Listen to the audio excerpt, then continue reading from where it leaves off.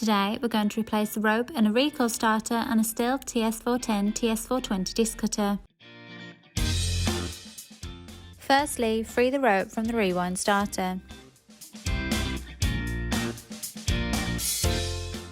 You can now free the rope by pulling carefully. Get your new rope with the safety precautions, like both ends of the rope to seal.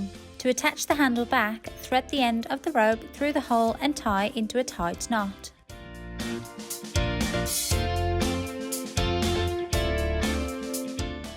Thread through the rope in the aligned holes and pull through with a pick.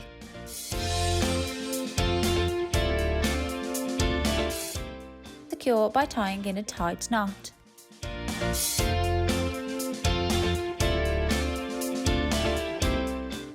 To tighten the rope so it has more tension, place the rope into the slot and wind anti-clockwise. This was roughly done 6 times and can easily be adjusted. Keep in mind, if there is too much tension, this can have a damaging effect on the spring.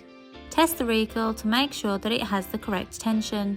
That's how you replace the rope in a recoil starter on a Stihl TS410 TS420 disc cutter. All the parts and tools needed for this task are listed in the description below. Please like, share and subscribe if you found this video helpful.